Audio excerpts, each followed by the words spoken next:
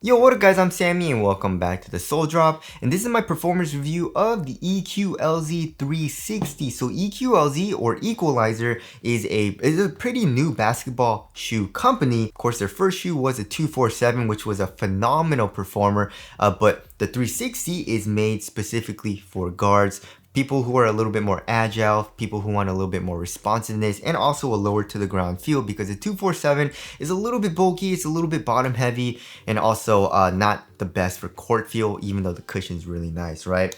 So yeah, and also they reduced the price. So of course, they are a newer company and they are listening to the consumers. And a lot of people were saying the $150 price tag for the 247 was a little bit too expensive. So shout out to them for listening to us. So the 360, the new price for this shoe is $130. So if you guys do want to cop, I try to leave in the affiliate link in the description box. If you do choose to get the shoe, it does help me out if you buy it through the affiliate link in the description box. And also the 247 is on sale. You know, a lot of the colorways are on sale for $130. And my favorite colorway is the Panda colorway, you know, and also the all black one just looks amazing. The 247 is a really solid performer, so definitely do not sleep on that shoe.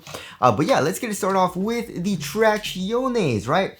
So we have a pretty interesting traction pattern for this shoe, and it's like a semi-translucent outsole, and it kind of looks like a brain.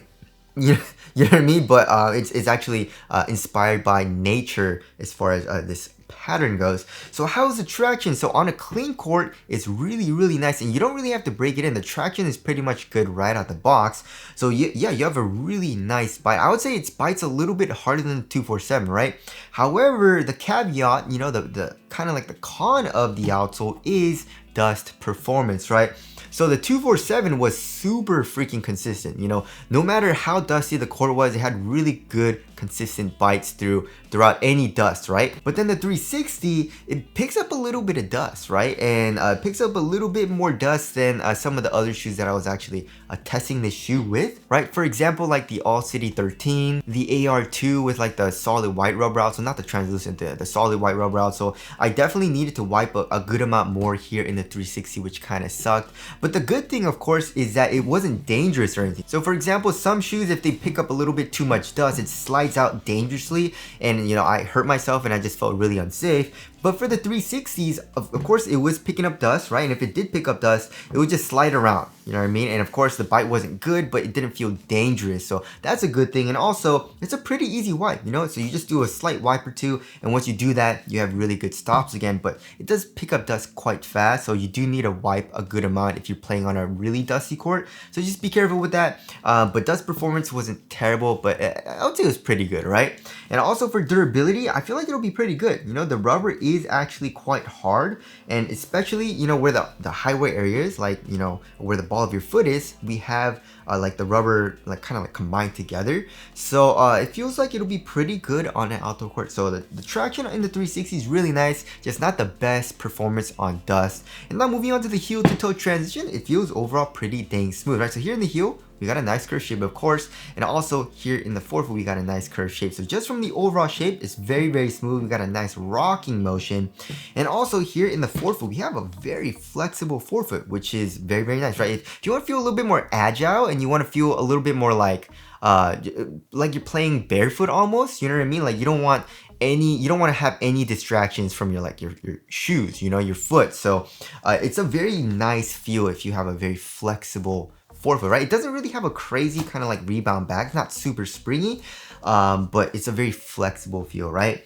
So the heel to toe transition is very smooth. And now moving on to the cushioning setup. The cushioning setup's really nice, right? So first of all, they blended a kind of like responsiveness, but also comfort in the cushion really well, in my personal opinion, right? So here in the heel, we actually have a little bit of foam, but this foam is actually quite stiff. So there's not that much compression, you know what I mean? So it's not super comfortable, not super soft from the heel compression, but it's not that bad, right? But they are using a Pebax split zone cushioning system. So here in the forefoot and here in the heel, it's kind of like a different pod, right? But yeah, the overall court feel is pretty dang good. It's not the best comparing to like the, you know, really good court feels like the Sabrina 2, the Jaw 2s, you know, it's not as good as that, but you do have pretty good court feel. You do feel low to the ground, and it is better than 247, of course, right? But also another thing that I really like about this cushioning setup is the underfoot cushion, right? So right when you put it on, right, first of all, the step and cover is also pretty nice. nice, right? So you feel the cushion right underneath your foot. So first of all, the insole is pretty nice. You do have a pretty thick insole, and it does improve the step and comfort. And if you look underneath that, we do have a kind of like a normal strobo board, right? But once first of all, when you walk around, it does feel pretty nice. You can feel the cushion, or I can feel the cushion kind of like compressing in the heel and also in the forefoot. And I'm not that heavy, right? So if you are heavier, you'll probably feel it a little bit easier. But also, once I started playing, I can feel my heel and also my forefoot. Of course, my forefoot not as much, but I can feel pretty much my entire foot digging into that foam, which felt nice. So there's a nice compression. There's a little subtle bounce as well, not super bouncy, but it doesn't feel like just too soft or anything, right? So impact protection also was great. My feet didn't hurt at all. It also felt responsive, but also comfortable, and core feel was good. So yeah, this cushioning setup's really nice, especially if you're a guard. And for the $130 price tag, I feel like it's really good, right? But I do feel like it did bottom out a little bit, right? So when I first got it, it was really plush, really soft. But now that I, bottomed it out a little bit, it doesn't feel as soft, but it's still nice, you know what I mean? But of course, that's all cushioning setups. They do bottom up, but I feel like this one bottomed out pretty quickly, right? But still nice, like I said. So there is the cushioning setup there. It definitely is a strong suit in this shoe. Now moving on to the upper. The upper is definitely one of my favorite parts about this shoe, right? So they are using a very nice quality knit, and especially here in the toe box, it's not glued down at all, right? So it's just a really soft material. It literally feels like a sock, And they're calling it the Ghost Knit, and it's a 3D integrated fit tech. So with that, we have a stretchy material here in the ankle collar, as well as a stretchy knit material here on top of your foot, like where the tongue's supposed to be. So that very much helps improve the fit, and also it helps it feel more like a sock and feel very, very comfortable. But one thing that I didn't like, however, here in the toe box is that it's a really soft material, and it also has a little bit of stretch. So it didn't feel like the most supportive material here in the toe box, you know what I mean? I definitely feel like they should stiffen it up a little bit, you know what I mean? And like maybe glue in like an underlaying material just a tiny bit, so it's not as stretchy, but it isn't anything terrible, but just didn't feel as supportive as a shoe that, had like a synthetic material over the toe box or something like that, right? But of course, you do sacrifice comfort with that, but here it's very, very comfortable. And then going around the tip of the toe, we have a pretty nice genuine leather. Something that stands out for the shoe with this design is the fingers, right? And they are using a leather material, and of course that's there for more support, especially for lateral containment. And yeah, the leather is actually pretty dang nice on there too, especially for $130. So yeah, it feels really comfortable on foot. Overall ventilation is pretty dang nice as well. You look at this. You have a lot of airflow right here, and also a good amount of airflow through the toe box too. So yeah, it's a really nice material. I really like the upper. Just I wish it was a little bit more supportive here in the toe box. Just a minor thing, right? And now moving on to the fit. So I went true to size, and the shoe fit me extremely well at first, but right now it's a little bit looser. You know what I mean? So yeah, lengthwise, I would say I'm good to go. There definitely seems to be a little bit of length, right? And I didn't really mind it at first, like when I first got the shoe, because it was really snug for the toe box and felt really nice. But with this knit material, it does stretch out and it does get roomier here in the toe box. So because of that, I feel the length a little bit more, and I don't really like it as much right now, right? Especially since it is looser here in the toe box, and also with this softer material, it felt like my toes were kind of moving around inside of the toe box a little bit, when I was playing. And then as far as the width goes, I would say it's around a normal width, right? So yeah, if you want a really snug fit, then maybe go down half a size. But of course, be careful with that about the length. It just kind of sucks because it does stretch out and get roomier here in the toe box. And if you do have a wide foot, probably go up half a size. For most people, you should be fine going true to size. Just be wary of the knit stretching in the toe box, right? And now moving on to the support and lockdown. I mean, for lateral containment, I was good to go, right? However, like I said, because of the roomier fit and also the softer material here in the toe box, my foot was moving here, right? So that's not the best for lockdown here in the forefoot. However, for lateral containment, my foot wasn't really coming out of the footbed at all, right? So of course we do have, it's like the foam. The foam's coming up, and also seems like we do have a little bit of plastic coming up as well. But of course we do have the fingers.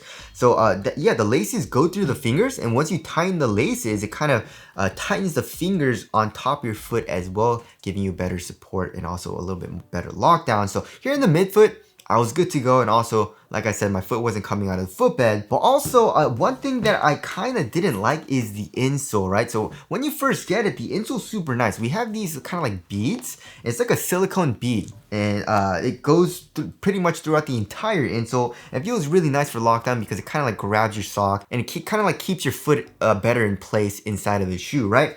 But once you play in it, the beads kind of rub off. And literally there's no beads anymore. And when I was playing, I saw like a lot of kind of like beads, and at first I didn't know what it was. I was like, what is this on my foot and kind of like on my pants? And, I was taking my foot out, testing different shoes and stuff, and then I kind of figured out that it was from the insole. So it kind of rubs off and kind of gets a little bit slippery inside of the shoe. And also that wouldn't be a problem, of course, but then because like I keep saying, here in the toe box, it was sliding around a little bit because of that as well. So I did have minor issues with lockdown here in the forefoot. And of course, lateral stability was good. I had zero issues with that. I felt very laterally stable. So overall support in lockdown is good. It's just, I wish they would use a different kind of like insole, you know what I mean? Like make it a little bit better. If, for example, like an explosive midsole from Serious Player Only, they have that kind of like silicone material, and it's kind of like printed on, not like beads that kind of like easily rub off. So I wish they would change that as well. Maybe that would help a little bit more with the lockdown. But anyways, again, it wasn't terrible. It's just something that I kind of noticed, and it was minor, So there's a support in lockdown there. Moving on to the weight of the shoe. If I remember correctly, it's like around average weight, right? Yeah, 12.7 ounces. Let's check the other shoe. 12.6 ounces. So yeah, that's pretty much average weight. And yeah, this shoe feels pretty dang responsive, right? So when I was playing on a clean court, the traction was really good. The cushion also is responsive. It is soft and comfortable, but it still felt responsive. It didn't feel too mushy or anything like that. Like I said, it's a really good blend of that. And then the only thing, of course, is when I was playing on a dusty court, it kind of sucked, because I was sliding around a little bit. That plus like the lockdown issue here in the forefoot, it wasn't the most kind of like responsive feel, comparing to a lot of other shoes that I was testing, like the AR2, the All City 12 Encore with really good support, you know what I mean? So again, like it wasn't terrible, but it just didn't feel as responsive as I wanted it to when I was changing shoes, right? So there is the weight there. Moving on to the aesthetics, I really love the design, I think the 247 looks a little bit better, but the 360 looks really cool. It has a really unique design as well. I love the fingers, and they are also releasing a white colorway, and that white colorway looks really good. So tell us what you guys think of the aesthetics down in the comment section below. So wrapping things up, yeah. So this shoe is really nice, you know what I mean? Especially for the $130 price tag, you're getting really good cushion. Traction is phenomenal, just picks up a little bit of dust. And the upper quality is great. It's super comfortable as well, adequate for support. I just had minor kind of like lockdown issues. So yeah, if you're a guard and you want a really nice comfortable shoe, especially coming from the upper as well as the cushion, this is a great option. If you are a guard, however, that wants more of a really responsive feel, with really good support, and you want a little bit more of a rigid upper, then this definitely is not a great option, right? Like comparing it to, like the Big 3 5.0 Quick Pro, or like the AE1, where it feels way more supportive and a little bit more like kind of rigid, then the 360 isn't a great option. But for me, I actually really enjoyed playing in this shoe, especially when I was playing on a cleaner court. Didn't really enjoy it too much when I was playing on a dusty court, but it wasn't terrible on dust, right? So that about concludes my performance review of the EQLZ 360. Again, if you guys do want to cop it, try to leave in the link in the description box. But that's it. Thank you guys for watching, and I'll see you guys in the next one.